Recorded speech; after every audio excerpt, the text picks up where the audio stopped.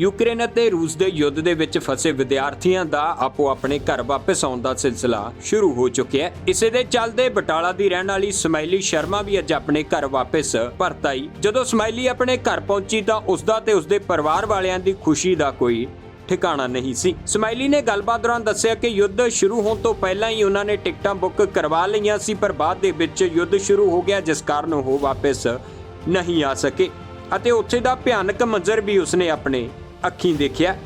ਉਸਦੇ ਪਰਿਵਾਰਕ ਮੈਂਬਰਾਂ ਨੇ ਵੀ ਦੱਸਿਆ ਕਿ ਜਿਸ ਦਿਨ ਦਾ युद्ध ਲੱਗਿਆ ਹੈ ਉਦੋਂ ਤੋਂ ਲੈ ਕੇ ਹੁਣ ਤੱਕ ਉਹਨਾਂ ਨੂੰ ਕਦੇ ਵੀ ਨੀਂਦ ਨਹੀਂ ਆਈ ਸੀ, ਪਰ ਹੁਣ ਉਹਨਾਂ ਦੇ ਸਾਹ ਦੇ ਵਿੱਚ ਸਾਹ ਆ ਗਏ ਨੇ।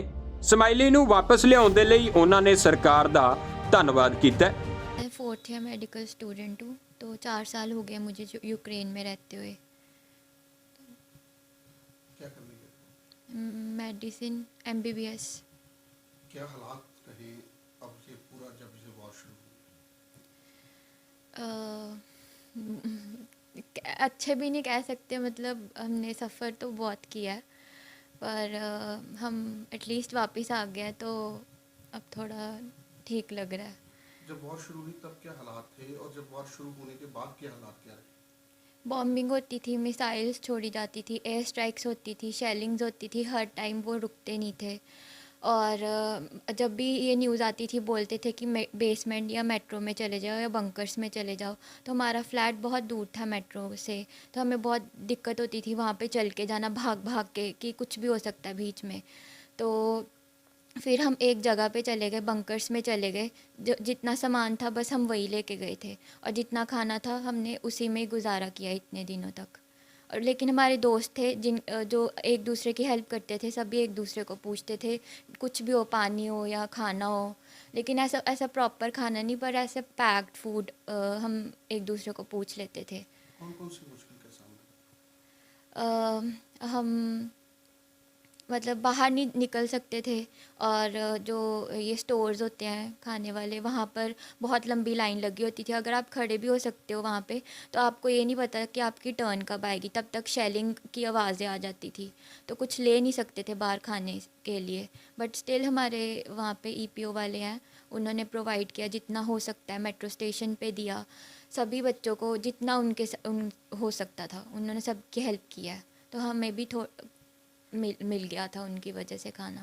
अभी भी हैं वो सर वहाँ पे बच्चों को निकाल रहे हैं। यूनिवर्सिटीज़ ने कितनी मदद की या फिर यूक्रेन की गवर्नमेंट ने कितनी मदद की? यूक्रेन की गवर्नमेंट तो आई डोंट नो। यूनिवर्सिटीज़ ने बस ये बोला कि हम आपकी जैसे हेल्प, या पैसों की वजह से अगर आपको पैसे चाहिए या खाना प्रोवाइड कर सकते हैं, कोई भी आपकी नेसेसिटीज़ हैं वो हम आपको जितना हो सके हम आपको दे सकते हैं। ज़्यादा हेल्प किसने की? इंडियन स्टूडेंट्स से ज़्यादा? इंडियन स्टूडेंट्स जो फ्रेंड्स होते हैं, जो वहाँ पे एजेंट्स हैं, उन्होंने बहुत हेल्प किया, क्योंकि हम उनके हिसाब से हम उनके बच्चे हैं, तो उन्होंने जितना हो सके हमारी हेल्प करने की कोशिश। वही हमें डायरेक्शंस देते थे कि मेट्रो के नीचे चले जाओ, नहीं तो हमें क्या पता कि मेट्रो के नीचे जाना है या बंकर्स कहाँ पे, और लोकेशन सेंड करते थे हमारे दोस्त, और न्यूज़ बताते थे कि अब ये होने वाला है तो अब आप चले जाओ, कहीं पर भी शेल्टर लो, जो भी है। तो फिर जब रात को जब शेलिंग्स होती थी तब क्या हालात रहते? आवाज़ें सुनती थी और बहुत ज़ोर से आवाज़ें आती थी। क्या आता था मन में? तब आता था कि पता नहीं है कब ये भी बिल्डिंग गिर जाएगी, तो वो फिर डिफ़िकल्ट था, पता नहीं था कि हम सुबह कुछ भी हो सकता है, किधर भी गिर सकती है वो कोई भी बिल्डिंग पे। ज़्यादातर स्टूडेंट्स हमने देखे कैसे वीडियोस वायरल होती थी कि कई किलोमीटर्स यानी कि 20-50 किलोमीटर्स भी पैदल चल के जाना पड़ा। आपको क्या करना पड़ा? हमें जब हम फ्लैट से किधर और अपार्टमेंट बंकर्स में जा रहे थे, तो हमें टैक्सी मिल गई थी, थैंक गॉड, उसी दिन ही हमें ज़्यादा चलना नहीं पड़ा। पर जब हमने लास्ट डे निकलने ट्रेन पकड़नी थी, तब हमें तब 7-8 किलोमीटर चलना पड़ा था अपने बैग्स के साथ, जस्ट वो ट्रेन पकड़ने के लिए, क्योंकि कोई टैक्सी अवेलेबल नहीं थी।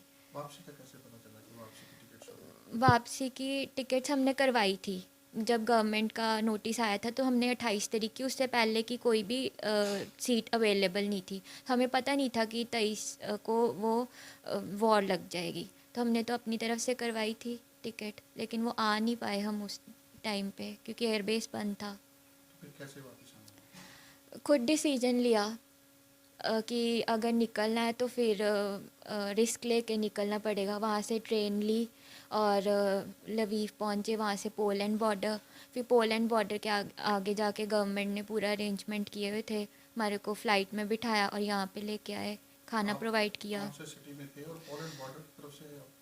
खारकिव सिटी में थी मैं, और खारकिव से मैं पहले कीव, फिर लवीव, फिर लवीव से पोलैंड।